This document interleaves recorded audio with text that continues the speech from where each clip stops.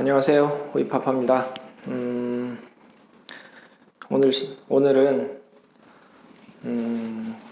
좀 뭐 공부 방법이라는 것보다 엄마 아빠들이 우리 아이를 이제 키우는 데 있어서 좀 주의해야 할 사항이죠. 사실은 다른 전문가분들이 매번 이야기하는 거예요. 혹은 여러분들도 속으로 이러면 안 되는데 라고 생각을 하면서도 잘 지키지 못하는 것. 그 부분이죠. 바로 다른 집 아이와 비교하는 거예요. 그래서 사실 한국 사람들이 불행한 이유가 남들과 비교하기 때문이라는 그런 조사도 있죠. 지난번 예전에 봤었던 어떤 내용 중에 어떤 내용이었냐면 한국 사람들은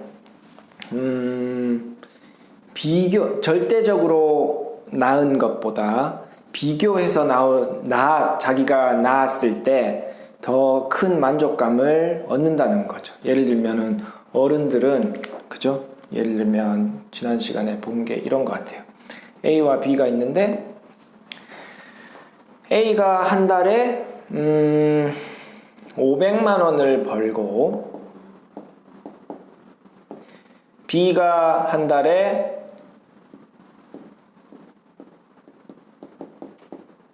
400만 원을 번다면 그죠? 이 B한테 묻는 거예요. 그러니까 A한테 묻는 거죠.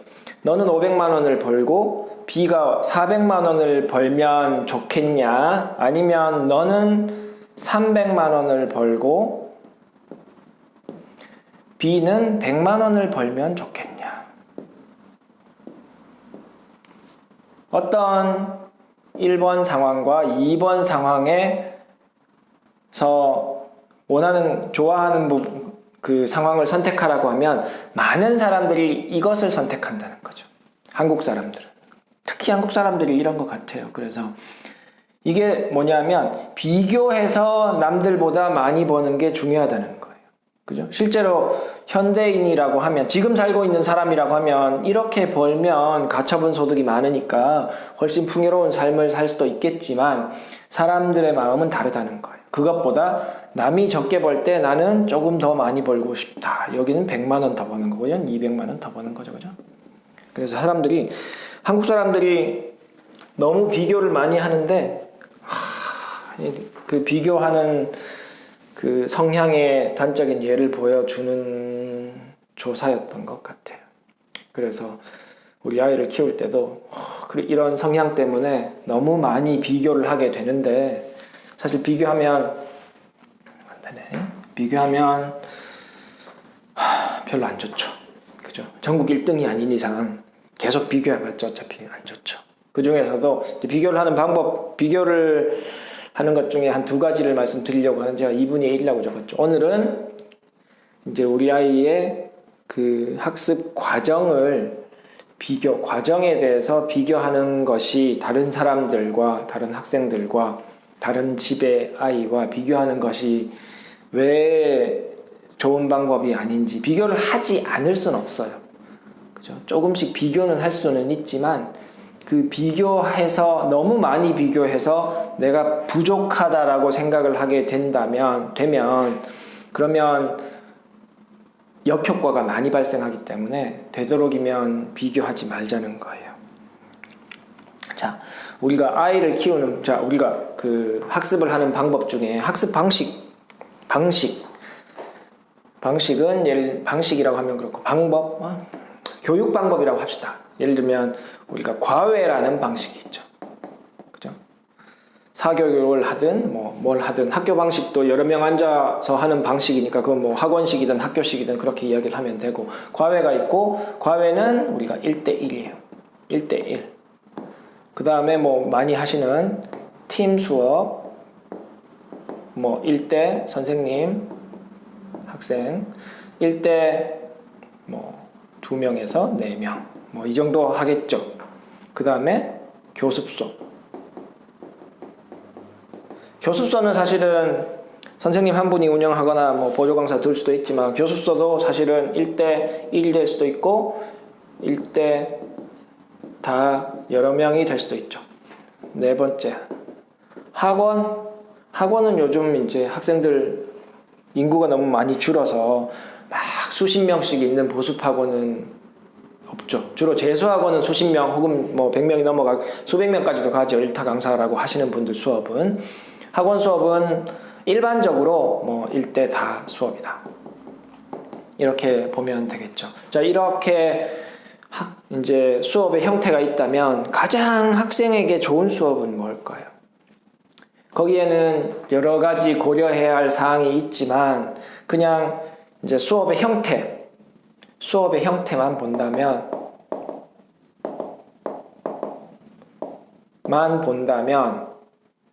제가 생각하는 최적화된 수업은 과외다.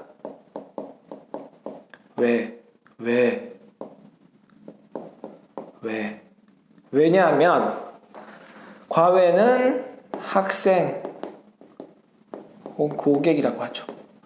고객에게 맞춤 수업을 해줄 수 있으니까.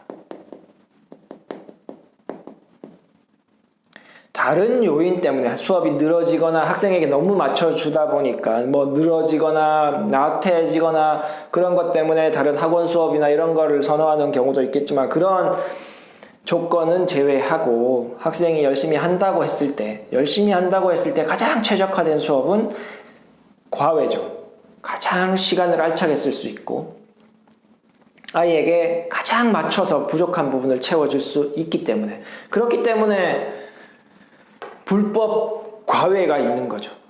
막 상상할 수 없을 정도의 한 달 수업료를 지불해 가면서도 과외를 하는 이유. 그 이유는 학생에게 최대한 맞춰줄 수 있다. 이게 핵심이죠. 자, 제가 왜 이 과외를 이야기했냐 하면, 그죠? 우리 어머님, 학부모들이 아이를 돌보는 것, 뭐 영어를 써서 죄송하지만, 케어하는 것은 사실 과외죠. 과외식인 거죠. 볼까요? 아이가 먹고 싶은 거를 해주죠. 밥. 남들이 잘 먹는 걸 해주는 게 아니잖아요. 아이가 잘 먹는 것, 좋아하는 것을 해주죠. 아이가 좋아하는 옷을 사주죠.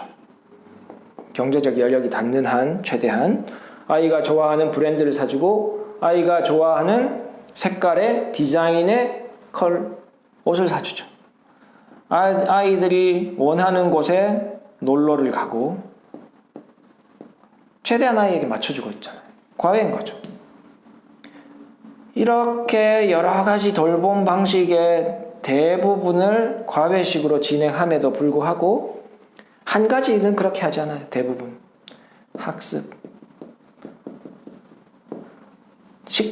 엄마 아빠가 직접 가르치는 분도 있겠지만 대부분 그렇지 않기 때문에 아이에게 학습적인 부분에 있어서도 그죠? 분명히 과외식으로 케어를 해줄 수가 있음에도 불구하고 대부분 부모님들이 이것을 과외식을 포기하고 학원식의 케어를 하고 있습니다. 그 말이 뭐냐 하면 학습을 케어한다는 측면에서 보면 이 아이의 부족한 것을 제일 1순위에 두고 그죠? 이 부분이 부족한 부분이겠죠? 부족한 부분을 채워주기 위해서 노력한다면 그러면 그 부분은 과외식 케어가 되겠죠. 여기에는 다른 사람과 비교한 게 없는 거예요. 그죠? 이 친구의 부족한 부분을 찾는 거죠. 이 친구의 부족한 부분을 찾기 위해서 조금은 기준점과 비교는 할 수 있겠지만, 그죠? 다른 사람의 상황, 어떤 내가 아는 아이의 상황과 비교해서 부족하다라고 하는 건 아니라는 겁니다. 그러면 대부분 망하는 거예요.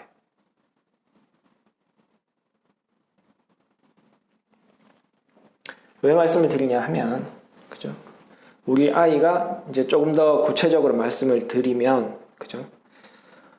구체적으로 말씀을 드리면, 우리 아이의 실력이 점수로 이야기합시다. 70점이야. 수학 점수가 70점이야. 그러면 이 친구가 단계를 밟아야 하는 것은 70점에서 80점으로 올라서는 것, 80점에서 90점을 가는 것, 그리고 100점으로 가는 단계를 밟아야 하죠. 우리 아이가. 근데 다른 아이를 보니까 지금 95점이야. 그래서 이렇게 둘을 비교해서 여기에서 이 친구가 지금 하고 있는 진도나 이 친구가 지금 풀고 있는 문제집을 약간의 비교를 통해서, 혹은 비교라는 좋은 이름을, 비교는 좋은 이름이 아니죠. 부족분을 찾기 위한 기준점으로 이 학생을 삼아 버린다면 이 학생한테 전혀 맞지 않는 교육을 시키게 될 뿐이죠. 이 친구는 상위권 혹은 최상위권이기 때문에 진도가 빠르다. 선행을 많이 했을 수 있다는 거죠. 70점 받은 학생은 선행을 할 수 있는 상황이 아니죠. 선행학습을 해서 실력을 올릴 수 있는 상황이 아니에요. 선행학습 백날 해보세요. 70점이 80점 되나. 그죠? 문제집 아주 어려운 난이도를 풀고 있다. 예를 들면은 아시는 A급 중학생이라면 A급 수학 최상위 고난도 고난도도 없어졌지만 수학의 신 이런 것들을 풀고 있는데 70점 학생 어머님이 이 학생을 벤치마킹해서 비교를 한 거죠. 비교를. 이 친구의 상황을 분석한 게 아니라 그냥 비교를 한 거예요. 비교를 해서 이 친구들이 풀고 있는 문제집을 풀어야 이 점수가 된다라는 착각에 빠지게 되면, 그죠? 그렇게 되면, 그래서 이 진도를 따라잡기 위한 전략을 이 학생에게 세우거나 이 학생에게 세우고, 이 학생들에게 이 학생이 지금 풀고 있는, 지금 푼다라는 말은 뭐예요? 이 문제집들은 이 정도 실력이 되어야 소화가 된다는 말인데, 어머님들이 착각해서 이 정도 실력이 되려면, 이 학생들이 이 정도 실력이 되려면 이런 문제집을 풀어야 되나 보다라고 착각하시는 분들이 가끔 있어요. 그렇게 설명하는 이상한 사람도 있는데, 그렇게 해서 이 학생이 하고 있는 부분을 이 학생들에게 적용시킨다면 완전 망하는 거죠. 그렇기 때문에 이런 식으로 비교하는 것은 절대 우리 아이를 위한 케어가 과외식이 아니라는 겁니다. 그래서 과외식이 되려면 나머지 다 과외하고 있잖아요. 옷 놀러 가는 거, 밥 이런 거 다 과외식으로 해주고 있잖아요. 그러면 우리 아이에게 학습 측면에서도 과외식의 케어를 해주려면 절대적인 기준에 맞춰야 되는 거죠. 70점, 80점을 받고 있으니까 그러면 일반적인 유형 정도의 문제도 못 풀고 있구나, 못 푸는 게 있구나, 이런 말을 해주는 사람이 있어야 돼요. 사실 주변에 학원이든 누구든, 그죠? 유형의 문제를 못 풀고 있구나, 여기서 이쪽으로 가는데 두 문제만 더 맞히면 되는 거 아니에요. 그죠? 유형별, 예를 들어서 보통 일반적인 두꺼운 문제, 센 수학이나 이런 일반적인 문제 중에 B단계 문제를 틀리는 거, 많이 틀리는 거죠. B단계 문제를 틀리는구나. 그럼 B단계 문제를 조금 더 열심히 풀도록 할 수 있는 사교육을 이용하거나, 그냥 사교육 갔더니 우리 어려운 문제 풀립니다, 그래야 돼요 이게 아니죠. 그죠? 어려운 문제 능력 밖의 어려운 문제를 풀리면 힘들기만 하고 못 맞히고 재미없고 다 틀려요. 그래서 능력 안에 있는 어려운 문제를 풀어야 되는 거죠. 왜? 많이 틀리니까 능력 안에 있는 문제도. 그죠? 그래서 이 정도 유형의 문제를 먼저 소화하고 꼼꼼하게 봐줄 수 있는 사교육을 이용하는 것. 그렇게 생각을 해서 이용하려는 이제 자세를 가지고 있는 게 우리 아이의 학습에 있어서도 과외식을 적용하는 거죠.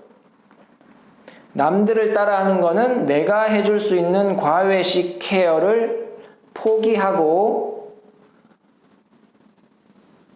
최적화된 방법이 과외란 말이에요. 최적화된 케어 방법도 과외식이에요. 그죠? 그것을 포기하고 다른 방식을 택하는 거죠. 그래서 마무리할 텐데, 그래서 어머님들이 아이에게 해줄 수 있는 케어는 분명히 과외예요. 그 과외의 장점은 정말 우리에게 맞춤을 해줄 수 있다는 말이고, 그 맞춤은, 그죠? 맞춤은 다른 아이와 비교를 최대한 하지 않는 것에서 시작된다는 거죠. 그래서 제가 말씀드리려는 요점은 보셨으면 아실 거예요. 제가 따로 더 요약하기도 힘들고 그래서 10분 정도 되는 거였기 때문에 보시고 나면 여러분들이 느끼시는 바가 있으리라고 생각합니다. 오늘은 여기까지 하고 다음 시간에는 비교하지 마세요. 마지막 편을 통해서 다시 여러분들 만나도록 하겠습니다. 안녕.